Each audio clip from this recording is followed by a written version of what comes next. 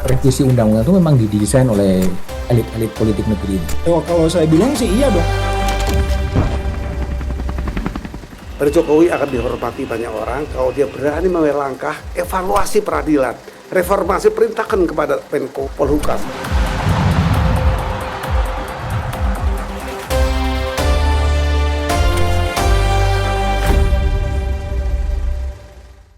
Oke, jumpa lagi dengan Back to BDM. Hari ini saya kehadiran tamu, seorang pemikir sosial yang sangat-sangat senior dan esai-esainya di Harian Kompas banyak menjadi rujukan. Dia adalah Fahri Ali, ya, kelahiran 23 November 1954. Itu artinya 10 tahun lebih senior dari saya, ya. Dan banyak menulis buku, diantaranya adalah Refleksi Paham Kekuasaan Jawa dan Indonesia Modern. Salah seorang pendiri dari Lembaga Studi dan Pengembangan Etika Usaha. Itulah yang akan saya ajak ngobrol soal suasana kebatinan yang sedang dirasakan oleh bangsa Indonesia, minimal dalam perspektif Fahri Ali menjelang Pesta Demokrasi 14 Februari 2024. Pak Fahri, sehat? Alhamdulillah. Waras tapi ya? Itu yang penting. Harus penting. waras terus gitu. Harus waras terus ya? Iya, betul. Pak Fahri, saya ingin tanya terlebih dahulu ya. Kalau mau dirumuskan dalam satu atau dua kata gitu, suasana kebatinan yang dihinggapi oleh Fahri Ali menjelang 32 hari menjelang 14 Februari 2024 seperti apa yang Anda mau katakan? Ya, sebenarnya ya selama sampai dengan tahun lalu kita itu masih normal. Masih normal. Ya. Nah, sekarang bergerak ke arah abnormal. Ya. Di dalam pengertian bahwa kita tahu ada perubahan-perubahan yang akan terjadi, ya. Terutama perubahan kepemimpinan. Lalu kemudian mungkin juga implikasi pada politik dan ekonomi, dan juga kemudian organisasi, ya. Yang saya maksud organisasi ini adalah kelompok-kelompok yang akan tampil. Tetapi ya kita tidak tahu bagaimana wujud dari perubahan itu dengan pasti, gitu. Nah, terus terang terutama karena proses ya ke arah apa yang saya sebut dengan abnormal itu tadi, itu dimulai dengan keputusan MK. Oke. Gitu ya. Yang saya maksud MK sini adalah Mahkamah Konstitusi. Ya. Yang menimbulkan ya pertanyaan banyak orang, ya, bahwa ternyata keputusan-keputusan yang kita anggap ya, secara konvensional tidak masuk akal, itu dibuat nyata, gitu. Nah, lalu kemudian ada kekuatan-kekuatan masyarakat yang berusaha, kekuatan politik ya, masyarakat yang pertama yang berusaha mengendorse, gitu ya. Jadi memberikan legitimasi terhadap keputusan MK itu. Lalu juga para peneliti ya, yang cermat pada umumnya juga tahu ya, ada keterpaksaan dari kekuatan-kekuatan politik ya, untuk menerima keputusan itu tanpa pertanyaan-pertanyaan apapun, gitu. Nah, yang kemudian membuat rasa abnormality ini tadi kemudian menjadi makin kelam adalah dua kekuatan itu, yaitu kekuatan yang berusaha memanfaatkan keputusan dari Mahkamah Konstitusi yang sangat kontroversial itu, ditambah dengan kekuatan politik yang tidak berdaya dan harus menerima itu. Itulah yang kemudian tampil di dalam atau menjadi salah satu kontestan dari pemilu 2024 ini, gitu. Nah, di dalam situasi inilah ya sebenarnya the sense of abnormality itu bisa bergerak kepada sesuatu yang membuat kita menjadi lebih apa namanya ya, menjadi lebih kalau dalam bahasa ini alam itu menjadi lebih kelam. Lebih kelam. Ya, Lebih kelam ini kira-kira adalah situasi di mana sesuatu yang selama ini diatur dengan baik, dengan aturan legal formal, kemudian ditabrak, diubah secara vulgar lewat putusan Mahkamah Konstitusi dan kemudian mengacak-ngacak semuanya. ya. Jadi terjadi reordering ya. Reordering. Ya, jadi penyusunan kembali kekuatan-kekuatan politik yang sebenarnya sekali lagi saya katakan dalam bahasa yang konstruktif ya, tidak konvensional gitu. Jadi maksudnya kalau misalnya kita melihat ya bagaimana kekuatan-kekuatan yang dulu ya related closely to New Order ya, kepada Orde Baru ya, kekuatan-kekuatan yang nempel pada Orde Baru itu kemudian justru diangkat menjadi salah satu pemuka kekuatan politik di Indonesia. Lalu kemudian korban-korban Orde Baru itu relatif makin tersingkir gitu. At least posisinya tidak lagi dominan gitu. Nah, ini saya berbicara misalnya kepada seorang tokoh gitu dan partai gitu. Anda tahu maksud saya, partainya adalah Golkar gitu, lalu kemudian tokohnya ini adalah Prabowo. Dua-duanya itu adalah reproduksi Orde Baru gitu. Nah, lalu kemudian kekuatan yang dulu menjadi korban Orde Baru yang sejak 1999 itu naik menjadi dominan, sekarang berada di dalam posisi yang defensif. Itulah PDIP gitu. Lalu kemudian kekuatan mahasiswa ya itu mengalami depolitisasi gitu. Nah, sehingga kemudian secara psikologis ya PDIP itu merasa dia ya merasa staying alone. Staying alone. Ya, merasa sendiri tanpa teman gitu. Kenapa? Karena partai-partai yang ada di sekitar dia pun sebenarnya bukanlah partai-partai yang cukup kuat untuk mendukung. Jadi P3 ya, Partai Persatuan Pembangunan yang sudah agak terpreteli ya pada tingkat kepemimpinan. Lalu kemudian ada partai baru yang bukan merupakan partai parlemen, yaitu Hanura ya. Hanura, terus satu lagi Perindo gitu. Nah, jadi kalau kemudian kita melihat ya seruan Mbak Mega kemarin ya, Megawati saya maksud, Megawati Soekarno Putri, Ketua Umum Partai Demokrasi Indonesia Perjuangan, kemarin berpidato untuk memperingati ulang tahun partai maksud saya. Di situ itu adalah suara yang memperlihatkan sikap defensif gitu. Jadi bukan sebuah tindakan ya yang secara psikologis progresif gitu. Karena gitu kekuatan utama ya yang sebelumnya menyangga dia at least selama 10 tahun belakangan ini itu tiba-tiba sudah tidak lagi bersama dia gitu. Nah, tetapi pada saat yang sama ya kekuatan-kekuatan lama ini agak menarik. Yang saya maksudkan kekuatan lama ini adalah kekuatan yang dibangun oleh Presiden Soeharto ya.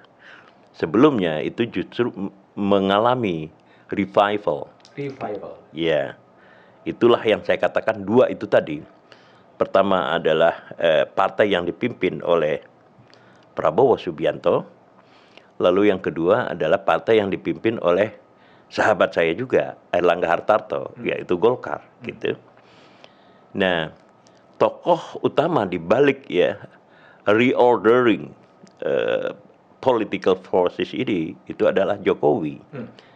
Sebagai tokoh yang sejak misalnya kalau kita lihat dalam sejarah politik ya antara Orde Baru dengan non Orde Baru, maksudnya non Orde Baru adalah reformasi, itu susah diidentifikasikan, gitu. Di dalam pengertian susah diidentifikasikan adalah posisi politiknya, gitu. Posisi kekuatan politiknya, ya dia hanya seorang wali kota, ya, ya yang unknown, gitu, yang dianggap bukan merupakan ancaman, gitu. Nah, saya katakan bukan merupakan ancaman ini dengan dua fakta, ya. Fakta pertama adalah ketika dia mengintrodusir, ya, sebuah mobil SMK yang kemudian mendapat dukungan rakyat, mendapat dukungan kekuatan-kekuatan politik, termasuk ketua DPR pada waktu itu. Ketua DPR adalah tokoh dari mana, Golkar, ya. Setelah Akbar Tanjung, saya lupa siapa namanya. Oke. Nah, dia kemudian saya akan pesan 100 mobil itu, kata dia, gitu. Nah, pesan 100 itu dia tidak pernah membayangkan bahwa someday justru Jokowi tampil sebagai raksasa, gitu. Jadi ketika dia mengatakan saya pesan 100, itu dia menganggap bahwa Jokowi bukanlah tandingan apa-apa, gitu. Dia memang populer tetapi tetap merupakan tokoh lokal, gitu. Nah, yang kedua adalah ketika saya bertemu dengan Joko Widodo, ya, pada waktu itu masih sebagai wali kota Solo, dia duduk di samping saya di sebuah peluncuran majalah namanya Politik. Jadi politik, ya, pakai C tetapi tanpa S, gitu. Nah, saya katakan kepada dia, gitu, Mas, Anda di dalam di dalam survei itu Anda termasuk orang nomor 1 untuk di Jakarta, gitu. Lalu kemudian Jokowi kemudian bilang, mana hasil surveinya? Tak bawa ke Bu Mega, kata dia, gitu. Jadi di dalam konteks itu kan berarti Jokowi itu masih kemudian merupakan sebuah kekuatan kecil, ya, yang bahkan dia sendiri untuk mendapatkan endorsement, dia memerlukan, ya, sebuah data yang akan dibawa kepada Bu Mega, gitu. Nah, inilah yang kemudian tokoh yang muncul, ya, menjadi pengatur dan kemudian penyusun, gitu, kekuatan-kekuatan baru yang berlangsung di Indonesia. Oke. Gitu. Oke. Reordering ini dan tadi Bang Fahri juga mengatakan dari normal ke abnormality yang terjadi. Itu semata-mata perubahannya karena faktor Jokowi. Sebagian besar. Kalau misalnya itu 100%, ya, mungkin sekitar 60% ada di tangan Jokowi, gitu. Nah, saya ingin mengatakan 60% ini, ya. Sebenarnya agak saya kurangi 60% ini, ya. Ketika saya berbicara, ya, dengan tokoh-tokoh, bukan tokoh lah, ya, tokoh-tokoh muda dari PDIP, dia mengatakan bahwa mereka, ya, mengatakan bahwa memang sengaja, ya, di dalam musim kampanye ini kami mengurangi, gitu, kritik-kritik kepada Jokowi. Sebab setiap kritik kami sampaikan itu refleksinya kepada hasil survei. Dia katakan, gitu. Jadi survei, kemudian posisi dari jagoan mereka, yaitu Ganjar Pranowo dan Mahfud MD, itu relatif menurun, kata dia, gitu. Nah, kalau kita lihat, ya, dan semata-mata percaya pada apa yang diungkapkan, itu menunjukkan, ya, bahwa ada hubungan simbiosis, gitu, antara PDIP dengan Jokowi itu sendiri, gitu, di dalam status dan pengaruh yang ada, gitu. Di dalam pengertian, kalau Anda tidak pernah mengganggu gugat, ya, posisi dia, maka Anda, ya, maka posisi ya popularitas Anda itu relatif terjaga dibandingkan misalnya dengan ada gugatan-gugatan yang Anda sampaikan gitu. Nah, inilah yang kemudian menjelaskan dua hal. Yang pertama adalah tampilan dari Puan Maharani yang selalu bersikap lembut. Gitu. Lalu yang kedua adalah apa yang diungkapkan oleh Mbak Megawati Soekarno Putri kemarin. Dia katakan bahwa Mbak Puan selalu menasihati saya untuk tidak berbicara keras-keras, gitu katanya gitu. Tetapi katanya kita harus berani dan seterusnya ya, kata Mbak Mega kemarin itu gitu. Nah, jadi ya di dalam konteks ini Jokowi itu entah mengapa itu memang ada di dalam sebuah posisi yang cukup influential ya politically gitu, secara politik. Artinya beliau telah menjadi sebuah the most powerful politician di Indonesia sekarang? Ya, bisa jadi seperti itu juga ya. Tetapi begini, harus kita pisahkan ya. Pertama adalah pesona personal gitu. Yang kedua adalah otoritas yang dia miliki gitu. Itu dua hal yang harus kita pisahkan. Kalau yang pertama tadi yang saya bicarakan itu adalah pesona personal gitu ya. Jadi personal influence ya within political realm of Indonesia gitu. Itu yang pertama. Nah, jadi naik turunnya gitu sebuah partai politik itu ditentukan apakah gitu partai politik itu atau pasangan kandidat ya calon presiden itu melakukan kritik atau tidak kepada Jokowi gitu. Itu pertama. Itu yang saya maksud dengan personal influence gitu. Nah, yang kedua adalah otoritas resmi yang dia miliki. Yang juga mengalami gitu reordering much earlier, lebih awal gitu. Yaitu penundaan pemilu kada seluruh Indonesia gitu. Sampai kemudian as a president ya sebagai presiden dia punya otoritas untuk menunjuk PLT gubernur, bupati dan wali kota seluruh Indonesia gitu. Until the second gitu sampai dengan detik ini. Gitu. Nah, sehingga kemudian mereka bukanlah ya di-elected people. Mereka tidak dipilih ya, melainkan appointed by the president. Ditunjuk oleh presiden. Dan karena itu ada hubungan yang bersifat hierarkis secara psikologis gitu antara presiden dengan mereka yang ditunjuk gitu.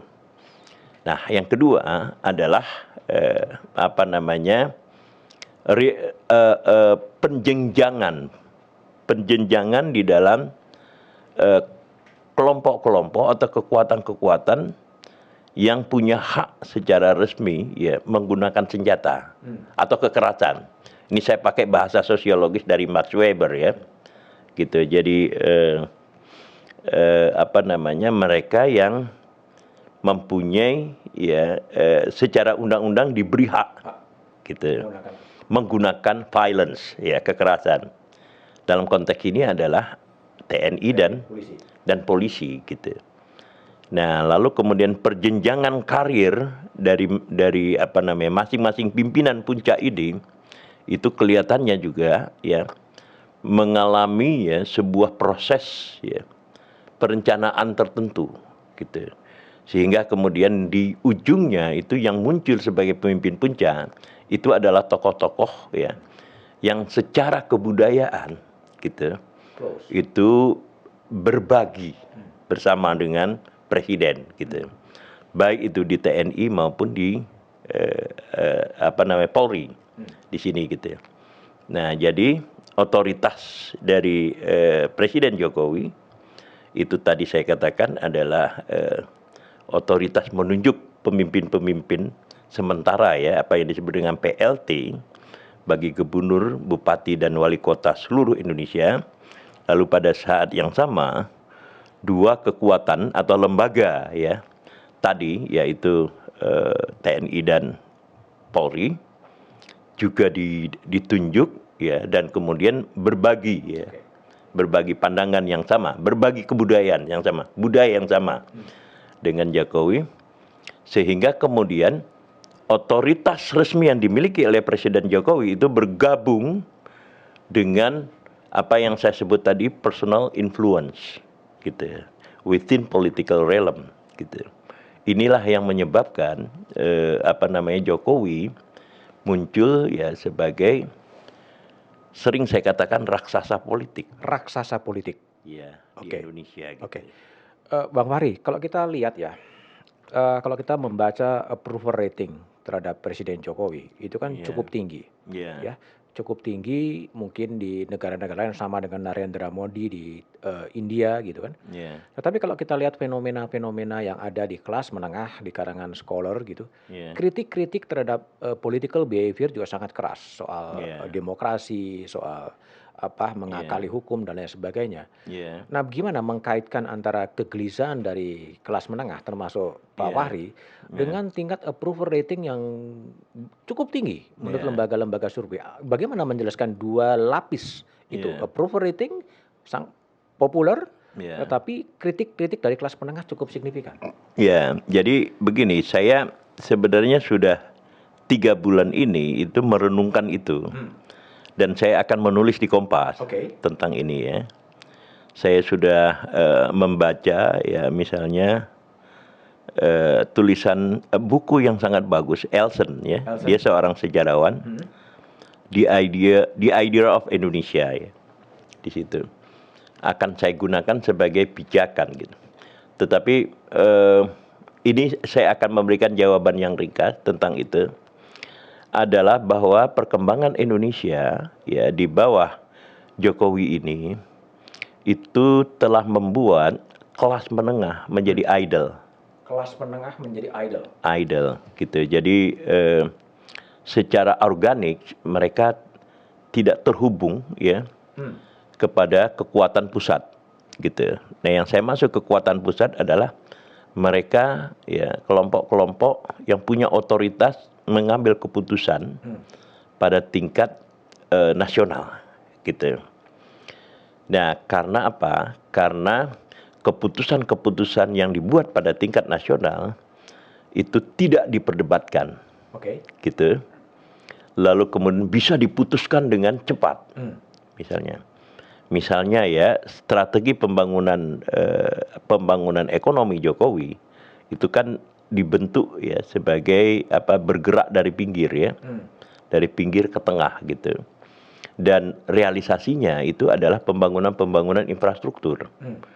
Apakah dam, port, jalan, tetapi jalannya adalah jalan tol, ya, dan seterusnya gitu. Nah, lalu kemudian ketika itu hasil-hasilnya diekspos, itu juga tidak memerlukan perdebatan, gitu. Nah, yang kedua adalah bahwa undang-undang itu dibuat dengan kilat, terutama apa yang disebut dengan omnibus law, itu tadi gitu, dengan kilat dan tidak memerlukan, ya, tidak memerlukan atau ya membypass gitu ya perdebatan di kelas menengah yang ada gitu, dan kemudian sudah jadi gitu. Nah, sebagai akibatnya sebenarnya kelas menengah itu merasa tertinggal atau di bahasa Acehnya carry. Bahasa Aceh apa bahasa Jawa itu? Kelas menengahnya ditinggal gitu. Nah, lalu kemudian pemimpin pusat itu berhubungan langsung dengan rakyat di bawah. Gitu. Dari mana? Dari bansos. Gitu. Jadi bansos itu kemudian menjadi mediasi ya antara rakyat di bawah dengan elit pada tingkat negara gitu. Sementara kemudian Kompas walaupun menulis seperti apa, memberitakan seperti apa, itu tidak sampai ya ke bawah. Dan karena itu kemudian tidak tercermin pada keputusan-keputusan di tingkat elit gitu. Nah, inilah saya kira ya struktur yang kita lihat gitu, atau juga sekaligus ya, walaupun debatable, manajemen kekuasaan yang berlangsung sekarang ini. Itu semua yang menjadikan approval rating atau tingkat kepuasan publik terhadap pemerintahan Presiden Jokowi minimal yang dipotret oleh lembaga survei itu tinggi. Ya, iya betul. Karena itu tadi, jadi hubungan antara puncak kekuasaan itu dengan rakyat jelata itu dimediasi oleh bansos gitu. Nah, apalagi bansos itu kan selalu dikatakan akan dibagikan sampai dengan bulan Juli tahun ini gitu. Nah, jadi ekspektasi rakyat gitu. Saya mewawancarai beberapa saya sering sekali mengatakan mereka tokoh ya. Tokoh-tokoh gitu pada tingkat akar rumput gitu.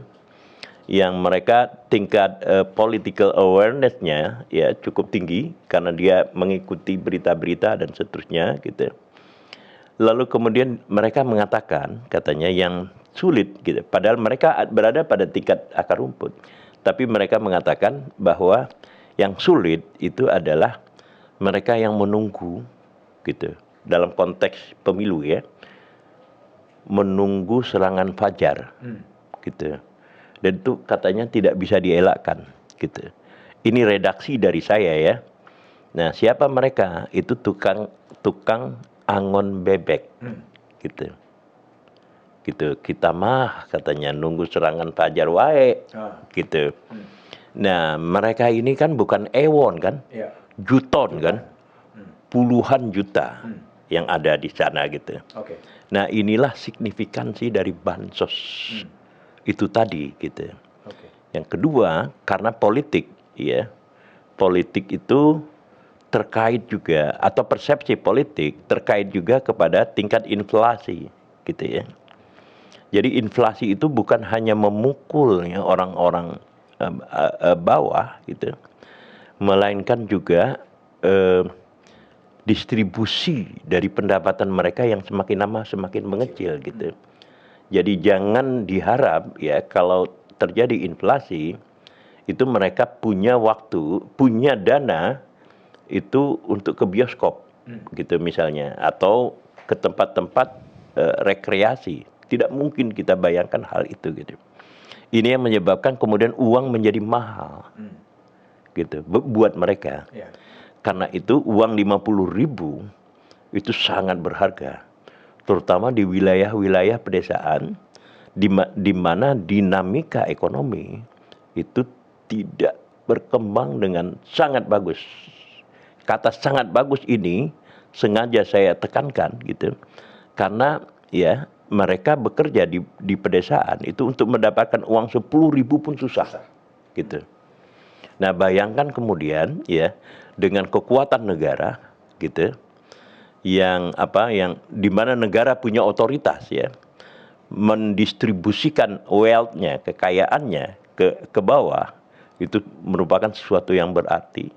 Ditambah dengan elit-elit ya yang berusaha membujuk rakyat agar supaya mereka dipilih menjadi anggota parlemen tingkat pusat maupun tingkat daerah gitu.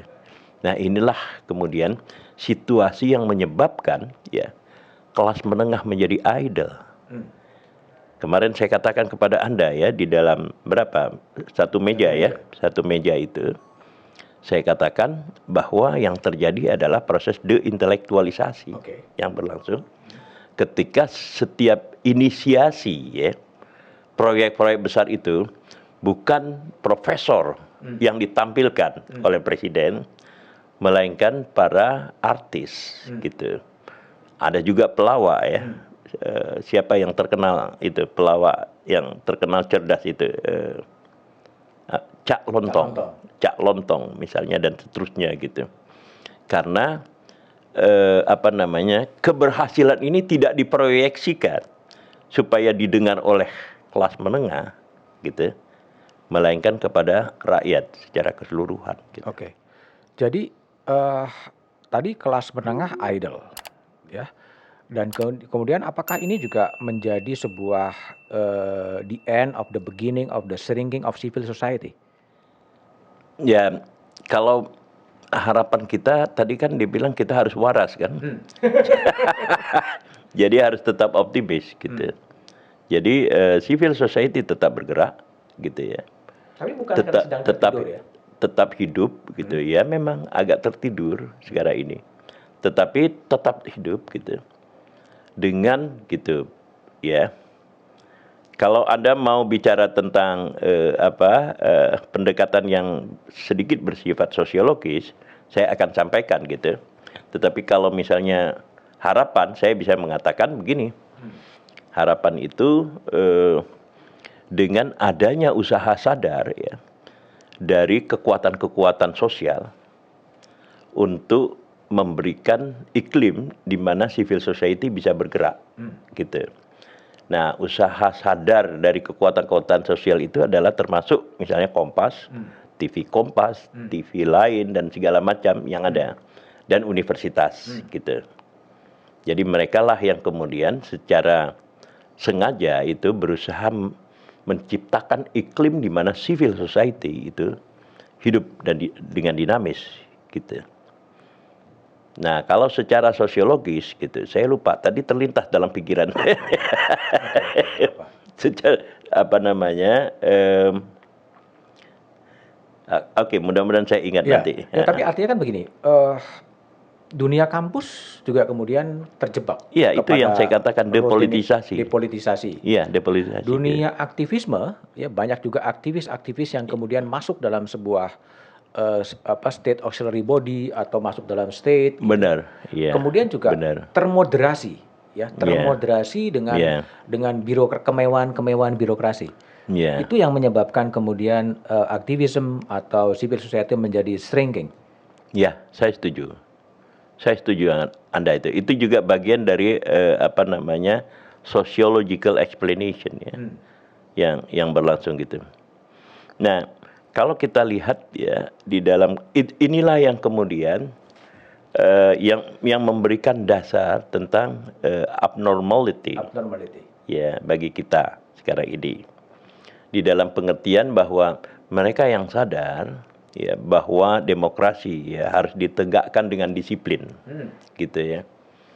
Disiplin dalam pengertian begini. Ketika kita membaca buku Herbert Reed ya, The Decline of Constitutional Democracy in Indonesia. Itu terbit tahun 1964. Asalnya adalah disertasi dari Herbert Reed ya. Lalu kemudian ketika dia pensiun itu pada 1992. Ya. I was a student at the time ya di Monash University ya. Dan saya bahkan menjadi bersama Ariel Heryanto. Itu menjadi panitia gitu.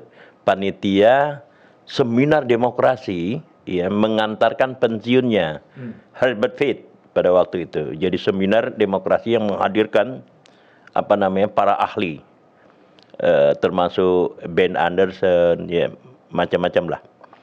Nah, di situ kemudian saya masuk satu grup diskusi yang paling kecil sekali jumlahnya, hanya mungkin sekitar 5 orang gitu. Nah, percakapannya terjadi antara Herbert Reed ya dengan Jimmy Mackey. Ya, Jimmy Mackey adalah ahli political economy dari Australian National University ya. Nah, mereka kemudian mengatakan ya bahwa elit ya membicarakan bukunya Herbert Reed ini ya, The Decline of Constitutional Democracy in Indonesia ini, mengatakan elit tidak disiplin di dalam menjaga demokrasi dan dengan sengaja kemudian merusak demokrasi itu sendiri gitu. Nah, di sini ya pada hari-hari ini kita lihat juga ya ada gejala ketidakdisiplinan elit gitu di dalam menjaga demokrasi. Itulah sebabnya ya saya mengangkat topi untuk Megawati Soekarno Putri. Itulah sebabnya saya menulis di Kompas ya Megawati sebagai perempuan terkuat di dunia karena saya memberikan apresiasi kepada Megawati yang dengan kekuatannya sendiri ya, plus ya her political party itu menolak seluruh rekayasa untuk ya mengundurkan pemilu maupun ya gagasan-gagasan 3 periode gitu. Andai kata misalnya Megawati tidak berbicara gitu, maka mungkin ya usaha apa yang disebut dengan Jamie Mackey tadi ya, elit yang tidak disiplin dengan demokrasi itu bisa berlangsung. Even saya kira kekuatan-kekuatan seperti misalnya Surya Paloh pun pada waktu itu belum bicara. Sekarang saya ingat tentang apa namanya sociological explanation tadi ya. Nah, yang kemudian boleh saya bicara itu? Ya. Yang kemudian apa namanya membuat kita sedikit juga optimis itu adalah munculnya apa yang saya sebut dengan perpecahan elit. Perpecahan elit. Ya. For the first time ya itu started ya dimulai oleh usaha Surya Paloh gitu untuk memproklamasikan Anies Baswedan Dan Muhaimin. calon presiden. Belum ada Muhaimin pada waktu itu.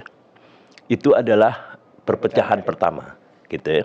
Nah, sehingga kemudian perpecahan ini ya karena Surya Paloh ya mempunyai media tersendiri, maka dia punya kesempatan untuk menyampaikan pandangan-pandangan yang kritis gitu. Dan saya kira ya media Indonesia dan Metro TV itu adalah yang pertama kemudian mengungkapkan pandangan-pandangan kritis terhadap pemerintahan sekarang ini gitu, jauh sebelum yang lain gitu. Nah, yang kedua adalah kemudian keretakan antara Jokowi dengan Mbak Mega dan PDIP secara sekaligus gitu. Nah, sehingga kemudian muncul ya ekspresi-ekspresi yang jauh lebih terbuka. Misalnya adalah ketua PDIP cabang Solo ya namanya. Siapa? Rudi Adiatmo. Rudi Adiatmo yang kumisnya baplang itu kata orang Betawi gitu. Nah, jadi itu adalah oase. Juga seperti judul yang Anda buat kemarin ya. Buat kemarin atau hari ini di Kompas gitu. Itu adalah oase ya. Kasus Haris Fathia. Iya, betul. Di mana kemudian ya kekuatan-kekuatan civil society ini itu menemukan at least ya wadah-wadah yang bersifat akomodatif terhadap mereka gitu. Nah, ini adalah penjelasan sosiologis yang ingin saya katakan tadi gitu. Terlintas begitu cepat di dalam kepala, kemudian karena harus menjelaskan yang lain tiba-tiba kemudian lupa gitu. Pak Pari, kalau memang tadi disebutkan bahwa Jokowi menjadi the most influential politician atau menjadi raksasa politik, apakah itu kemudian, tapi pada sisi lain terjadi fraksionalisasi elit, Betul. perpecahan elit. Yeah. Apakah kemudian bisa diartikan bahwa siapapun yang akan di-endorse oleh Presiden Jokowi akan bisa memenangkan pemilu di 2024? Ya, itu dia. Jadi pertanyaan teoritisnya itu adalah apakah ya posisi yang sangat berpengaruh ya secara politik Jokowi ini bisa diterjemahkan menjadi ya dukungan di dalam politik kepada siapa yang ditunjuk sama dia gitu. Saya kira dalam spekulasi saya ada kantong-kantong di mana ya pengaruh PDIP plus pengaruh Jokowi itu bisa tidak terlalu kuat. Misalnya di Jawa Timur, misalnya di Jawa Barat, misalnya di DKI Jakarta, misalnya di Banten, gitu. Misalnya di Aceh, misalnya di Sumatera Utara dan di Sumatera Barat, misalnya di Sulawesi Selatan dan seterusnya. Itu adalah kantong-kantong yang relatif independen, gitu, secara elektoral, gitu, dari pengaruh dua raksasa politik selama ini, yaitu PDIP dan Jokowi, gitu. Nah, karena itu konsentrasi mereka itu sebagian besar ada di Jawa Tengah, gitu. Nah, yang kemudian terjadi adalah gitu ya. Kantong-kantong tadi itu ya, yang saya katakan tadi itu relatif terkonsolidasi sejak 2014 sampai 2019 itu oleh kekuatan Islam kota yang mengangkat Prabowo Subianto untuk menjadi presiden karena ketiadaan calon dari mereka gitu. Nah, sekarang secara spekulatif saya katakan tentu saja Prabowo masih punya kantong-kantong di situ gitu. Di kantong-kantong apa yang saya katakan tadi secara geografis lokasi dari Islam kota tadi. Itu hanya kita bisa lihat dari 212 ya atau 411 ya peristiwa dulu. Nah, tetapi pada saat yang sama ya kantong-kantong ini bukanlah orang yang tercengang kepada tampilan kemunculan Jokowi gitu. Dan karena itu mereka relatif tidak punya alasan gitu untuk menerjemahkan pengaruh Jokowi ini kepada bilangan elektoral gitu. Nah, yang kedua, saya katakan kemunculan Muhaimin gitu ya.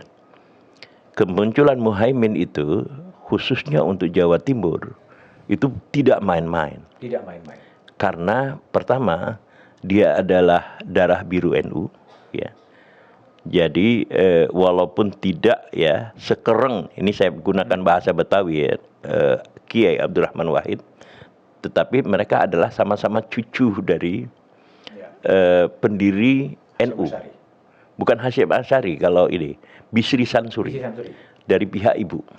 Gitu. Nah, yang kedua dan yang lebih penting adalah dia punya partai politik. Gitu. Nah, partai politik ini itu hidup dan menghidupkan NU di tingkat-tingkat cabang karena sumbangan dari anggota-anggota DPR PKB yang diberikan gitu. Nah, yang ketiga adalah ada semangat mengatakan kapan lagi gitu NU ini memimpin gitu. Nah, jadi ada hal-hal yang bersifat irasional ya. Tetapi group identity ini mempengaruhi political behavior mereka gitu. Nah, sehingga kemudian Jawa Timur itu relatif bisa ternetralisasi dari personal influence Jokowi di dalam konteks ini gitu. Itulah sebabnya kemudian kenapa Khafifah harus diterjunkan gitu. Seperti yang dinyatakan beberapa hari terakhir ini gitu. Harus diterjunkan sebagai usaha ya atau sebagai menghadirkan political contender gitu bagi Muhaimin gitu. Kalau boleh saya baca dari penjelasan Pak Fahri adalah belum tentu bahwa siapapun yang akan di-endorse oleh Presiden Jokowi akan memenangkan election di 2024. Betul, iya. Jadi masih banyak variabel-variabel yang termasuk yang irasional atau emosional tadi. Betul ya. Oke. Iya. Nah, kalau kita lihat sekarang ya, hari ini di Kompas juga ada pertemuan sejumlah tokoh bangsa ya, termasuk Bu Sinta Nuriyah, ya, kemudian Lukman Hakim Saifuddin, kemudian Kardinal Suwaryo, ya, yang bertemu dengan Wakil Presiden. Ya. Gimana Anda membaca ini? Ya, saya membaca inilah artinya ya, itu ada mereka mencari oase dari kegelisahan. Mencari oase dari kegelisahan itu yang Anda katakan tadi middle class dan upper middle class gitu ya. Mereka ini kan semuanya upper middle class ya di dalam konteks bukan di dalam konteks material tetapi dalam konteks pemahaman politik dan kesadaran kebangsaan ya. Nah, dan sebenarnya itu adalah pengulangan yang terjadi ketika tokoh-tokoh apa yang juga disebut dengan tokoh-tokoh bangsa datang kepada Kiai Mustafa Bisri gitu. Nah, Ma'ruf Amin sendiri ya, Kiai Ma'ruf Amin sebagai dalam konteks ini apakah dia sebagai wapres atau tidak itu tidak penting ya. Tetapi dalam beberapa pernyataan-pernyataan yang disampaikan, ya saya kira selama 1,5 bulan belakangan ini, itu menunjukkan bahwa dia menginginkan ya aparat negara itu netral, gitu. Dia tidak menyebut orang, tetapi aparat negara harus netral, gitu. Nah, di dalam konteks ini, ya kita bisa mengasumsikan, terutama di dalam pemilu 2024 ini, itu pandangan antara presiden dengan wakil presiden tidak sama. Di dalam hal persoalan praktek, ya, praktek dari kata atau konsep netralitas itu, gitu. Sebab untuk Presiden Jokowi kita lihat ya di samping ada putranya ya yang maju menjadi calon wakil presiden, juga pertemuan-pertemuan yang dilakukan oleh presiden dengan Prabowo maupun partai-partai ya yang menjadi anggota koalisi Prabowo itu sendiri, gitu. Prabowo Gibran, gitu. Nah, jadi Pak Ma'ruf Amin sebagai wapres itu telah memperlihatkan ya sebuah pandangan yang sangat distintif yang tidak bisa kita bayangkan sebelumnya bahwa itu akan dilakukan oleh seorang wapres, gitu. Dan itu menjadi sesuatu yang lebih baik, menjadi semacam check and balance. Ya, itu oase saya katakan tadi ya. Kalau kemudian Anda bertanya tadi tentang kelas civil society, itu juga bagian dari oase. At least mereka melihat bahwa ya ada bagian dari negara yang masih membagi pandangan yang sama, membagi ya pandangan dan kegelisahan yang sama tentang situasi yang abnormal yang berlangsung sekarang ini, gitu. Pak Fahri kan di awal-awal kan juga menjadi pendukung daihatnya Pak Jokowi. Betul. Betul. Betul. Oke. Ya. Sekarang dengan perkembangan dalam sebulan atau 2 bulan belakangan, Iya. Anda sudah bisa menebak bahwa Pak Jokowi akan melakukan seperti yang kita ketahui bersama? Ya. Jadi kalau flashback ya, tulisan-tulisan saya di Kompas itu kan tulisan-tulisan yang memberikan frasa baru ya. Misalnya saya katakan post elite leader ya, Pak Jokowi itu pemimpin pasca elit. Lalu kemudian saya juga lah yang memperkenalkan Jokowinomics ya, berapa kali tulisan saya sampaikan di Kompas. Juga saya katakan Jokowi ini sebagai eksperimen politik rakyat ya, dan seterusnya lah.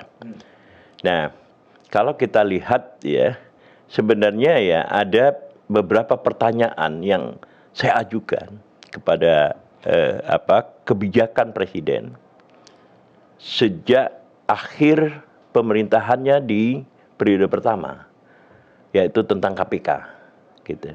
Maka saya menulis di Kompas, gitu. Alhamdulillah, kemudian Kompas memuat ya. Saya kasih judul tulisan saya itu adalah Novel Baswedan dan Revolusi Mental. 23 Agustus 2018. Ya, 2018 ya. Okay. Nah, saya mulai kemudian mempertanyakan tentang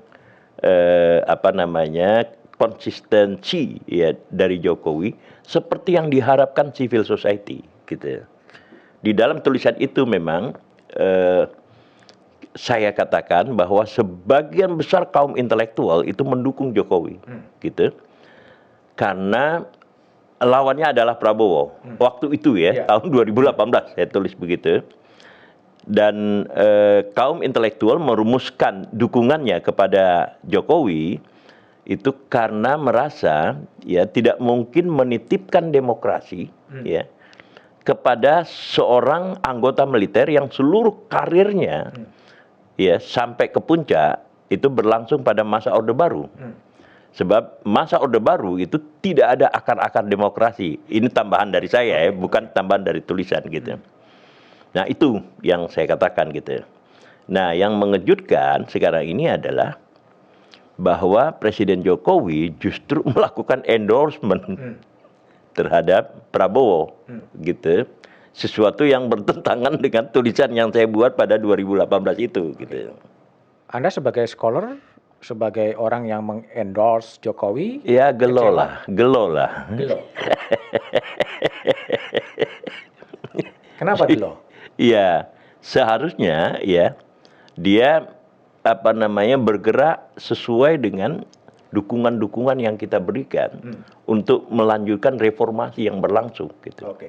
Nah, reformasi kita menganggap dulu ketika Jokowi ya terpilih ya menjadi presiden, itu adalah pendalaman reformasi di dalam pengertian bahwa elit gitu yang selama ini ya dominan dari segi politik, ekonomi dan segala macam itu bisa terkesampingkan dengan memunculkan Jokowi sebagai representasi dan simbol wong cilik pada waktu itu. Itu kan dahsyat sekali kan.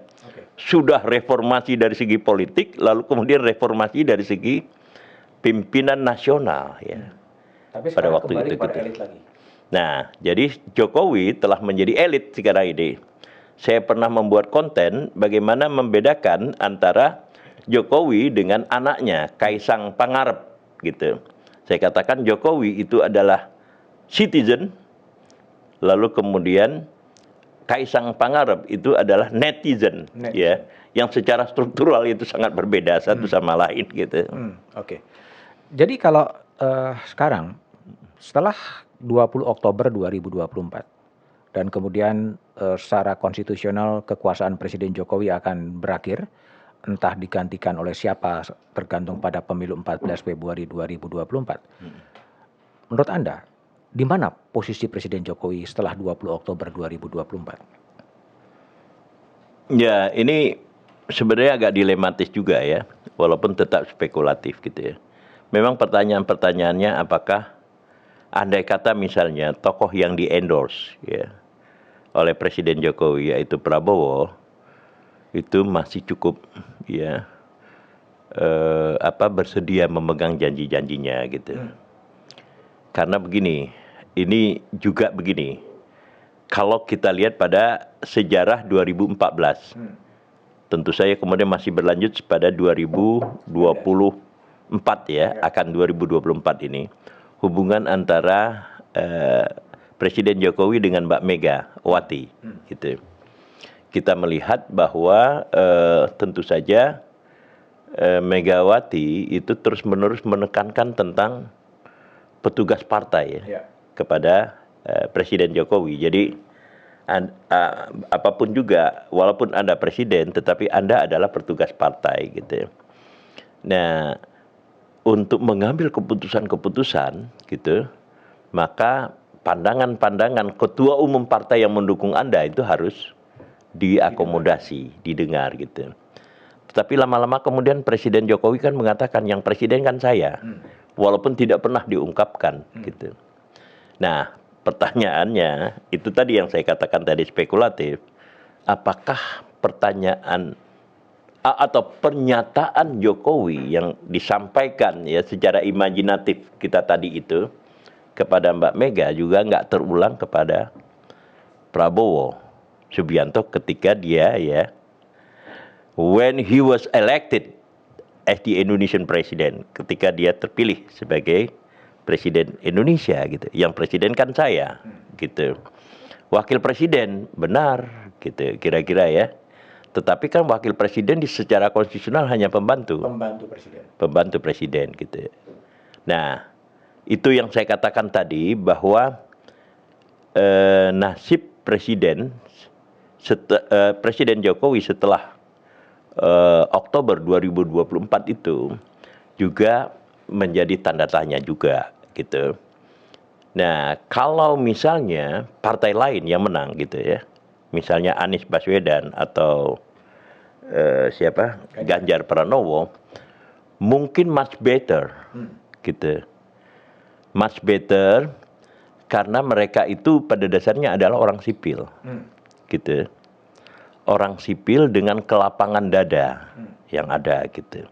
Nah, sehingga kemudian khusus untuk Presiden Jokowi ya, pasca Oktober 2024 itu dia kembali menjadi normal dari situasi yang abnormal itu tadi gitu. Jadi kehidupan normalnya akan berlangsung seperti biasa gitu. Kira-kira begitu.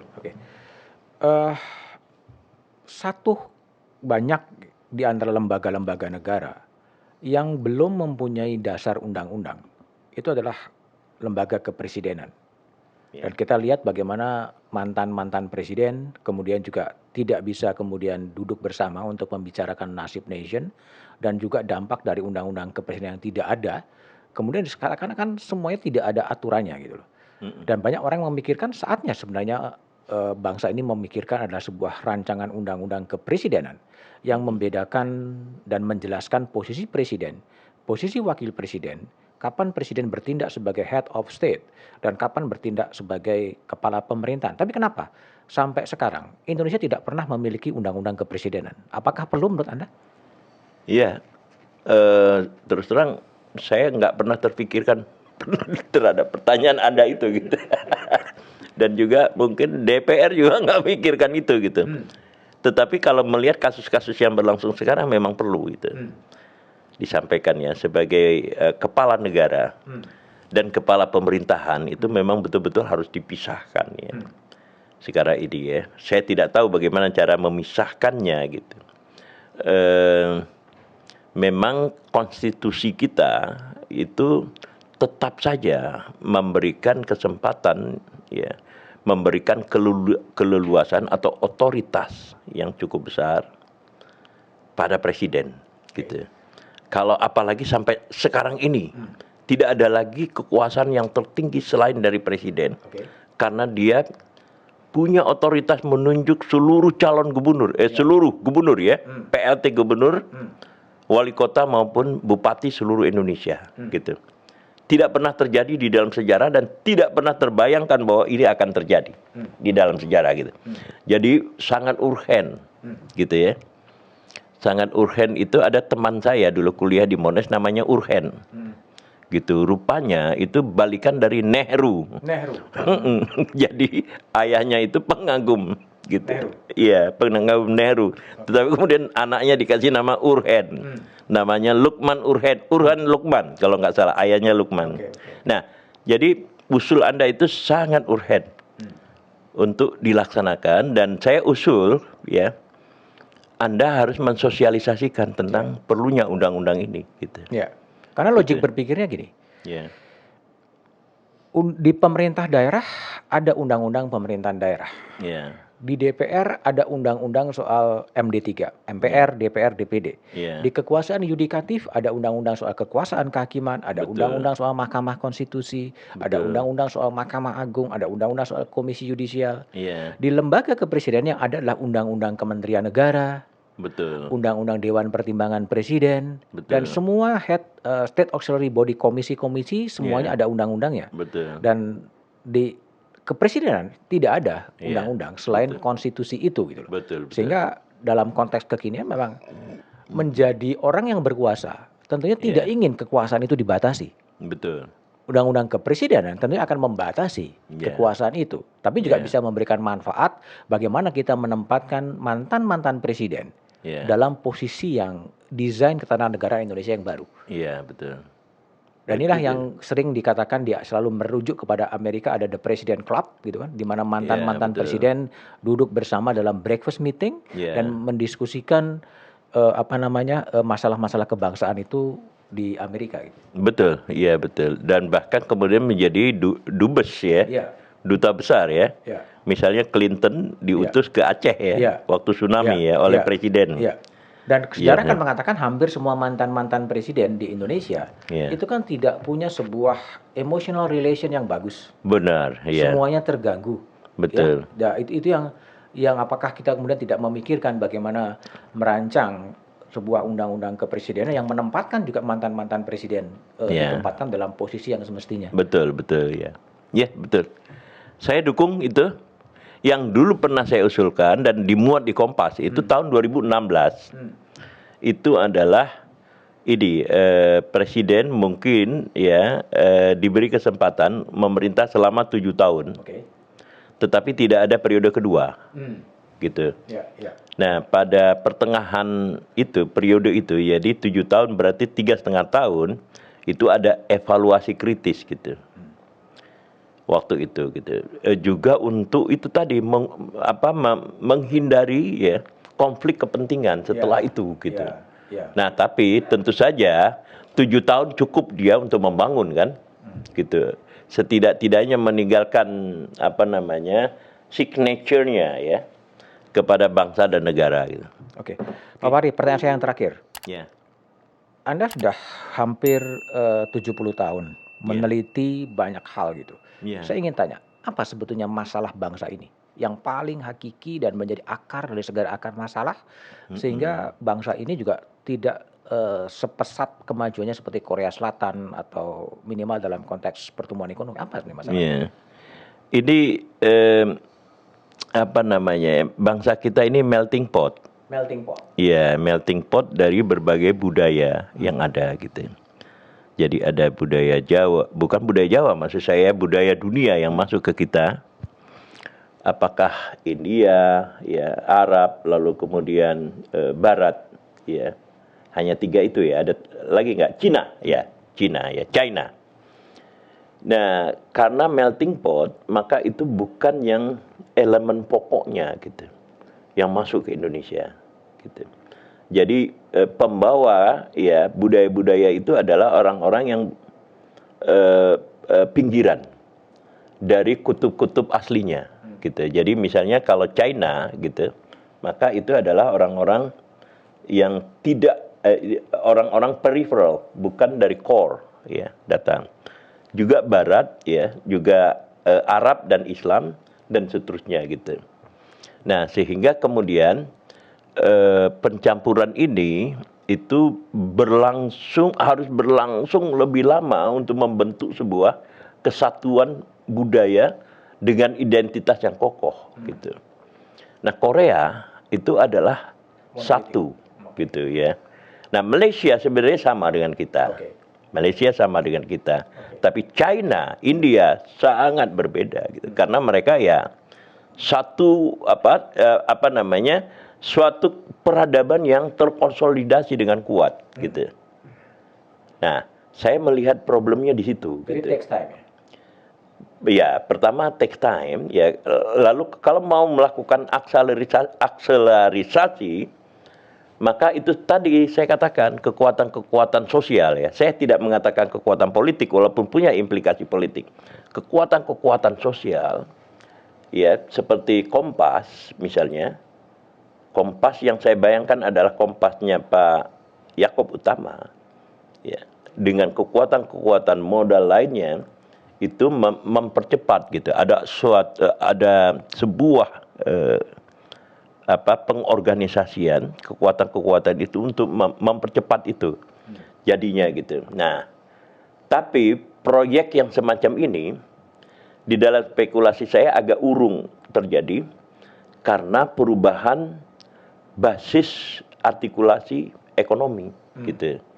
Ketika kemudian artikulasi ekonomi kian tergantung kepada digital gitu. Maka kemudian kekuatan-kekuatan ide menjadi relatif tidak terlalu penting. Ide yang dimaksud adalah ide menjawab pertanyaan Anda itu tadi gitu. Yang muncul adalah ide-ide yang bersifat parsial ya untuk sekedar survive gitu di dalam pertarungan yang makin lama semakin tidak bisa kita identifikasi. Oke. The last question. Apa impian Fahri Ali soal Indonesia ketika bangsa ini berusia 100 tahun? Demokrasi gitu, the genuine democracy gitu. Dan ini ya tetap saja gloomy ya, karena model kita ya, kita walaupun selalu kita kritik, model kita adalah Amerika gitu dan Eropa Barat gitu. Saya pernah berdebat dengan Kang Jalal dulu itu tahun 1980-an. Itu ini saya itu saksinya itu adalah Pipip Ahmad Rifai, sekarang doktor dan dosen di Paramadina. Jadi Kang Jalal waktu itu pengagum revolusi Iran kan, gitu. Saya katakan saya tidak suka kepada revolusi Iran itu karena siapa yang menjamin bahwa Khomeini itu meminta untuk membunuh Sadek Ghosbadeh itu on behalf of the God atas nama Tuhan gitu. Nggak ada yang bisa dikoreksi gitu. Tapi kalau demokrasi saya bilang bisa. Gitu saya katakan. Nah, tapi demokrasi yang kita harapkan itu adalah seperti di Amerika, bukan Amerika malah, Eropa Barat. Swedia, saya katakan, dan beberapa negara lain gitu.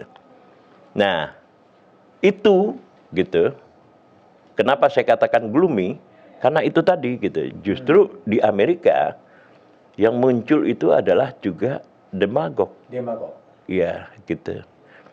Dan sekarang makin lama makin kuat posisinya berhadapan dengan Biden yang juga lemah gitu. Jadi itu kira-kira impian saya. Gitu. Impian Anda dan Anda optimis.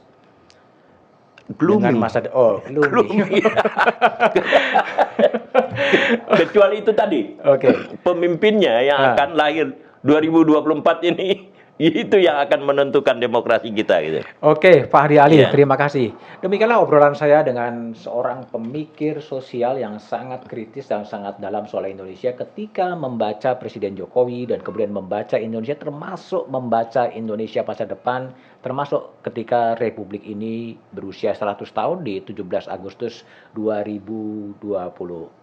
Sampai jumpa di tamu-tamu saya berikutnya di Back to BDM. Thank you. Revisi undang-undang itu memang didesain oleh elit-elit politik negeri ini. Kalau saya bilang sih iya dong. Pak Jokowi akan dihormati banyak orang kalau dia berani mengambil langkah evaluasi peradilan, reformasi perintahkan kepada Menko Polhukam.